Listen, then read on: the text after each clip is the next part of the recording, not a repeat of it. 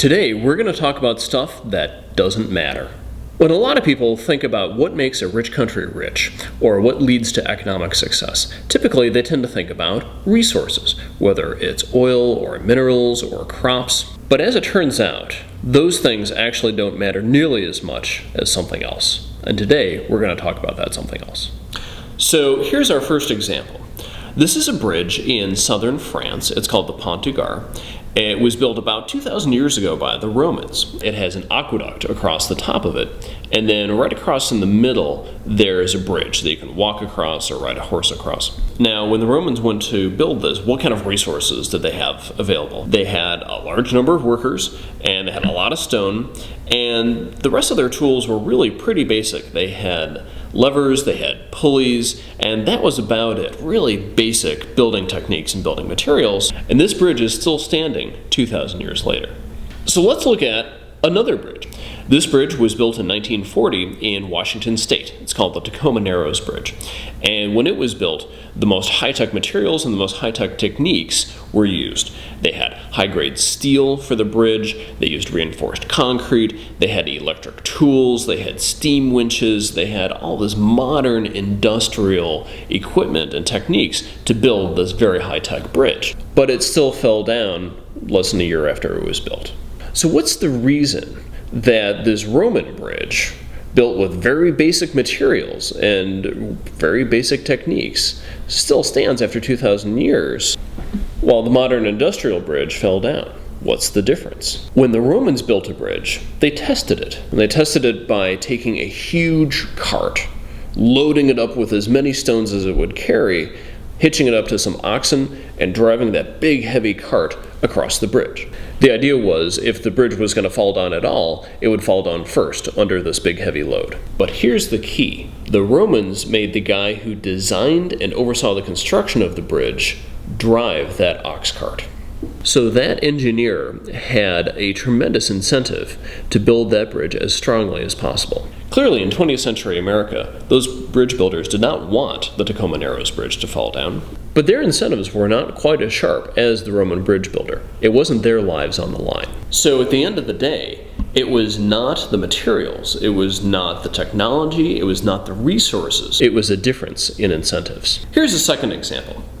The Jamestown colony, the first English-speaking colony here in North America. It was founded in 1605 in Virginia. And those colonists spent about the first 10 years of the colony starving. They never had enough food, and many of the colonists actually did starve. But then, after those first 10 years, after about 1615, the colony thrived. The colonists had plenty of food, and their numbers increased, and it took off. So what changed in 1615? Was it that the colonists had better relationships with the Native Americans, and the Native Americans helped them out? No. Actually, over the course of this period of time, the relationship between the colonists and the Native Americans got worse, not better. Was it that they found better farmland and were able to grow more food? No, they were farming exactly the same farmland. Was it that they learned better techniques of farming?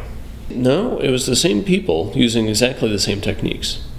So what changed in 1615? Before 1615, they all went out to the field, they all worked, and then they took the output from that field and divided it up equally. So if you spent the whole summer working really hard to really get out there and grow some extra food, how much of that extra output would you be able to get for yourself? Well, if there's 100 colonists, you get 1%. So the colonists realized that if they worked extra hard to produce that food, they wouldn't get the benefit from that. And on the flip side, if they slacked off and didn't really work very hard, they would still get their 1 out of 100 share of whatever was produced. So the colonists didn't work hard.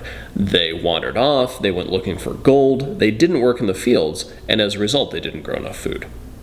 In 1615, they made a very simple change to the rules. They divided up the farmland so that each person had their own individual plot of land. You could do whatever you wanted with the food that you grew. They grew their own food, they ate it, they sold it to each other, they gave it to their families, and the colonies thrived. It was a change in incentives that ended the starvation and brought about abundant food supplies. So here's our third example. This is the Korean Peninsula. It's over in Asia, kind of between Japan and China. The Korean Peninsula is split between two countries, North Korea and South Korea. There's many different ways that you could compare any two countries. You could look at statistics, GDP, life expectancy, but it turns out that actually electrical consumption is really well correlated with all of the standard of living and industrialization measures that we would be looking at. So here's another image of the two Koreas. This is an image taken by satellite from space. You can see very clearly South Korea all lit up, whereas North Korea is a black hole. So we have really stark differences between a prosperous, wealthy South Korea and an incredibly poor, underdeveloped North Korea. What explains those differences? Is it because of the differences in natural resources? No, North and South Korea are on the same peninsula. They have the same geography. They have the same natural resources. Is the difference because of different climate? No, North and South Korea have exactly the same climate. Maybe it's because of differences in culture. No, up until 1945, North and South Korea were the same country. They had the same culture, the same religion, the same language, the same history. So what explains the difference between these two countries? Since the end of the Korean War, South Korea has had a market-based economy based on the rule of law and, in recent decades, democracy, whereas North Korea has been a communist dictatorship, complete with secret police and political prisoners. The difference is that these two countries have very different incentives for their citizens.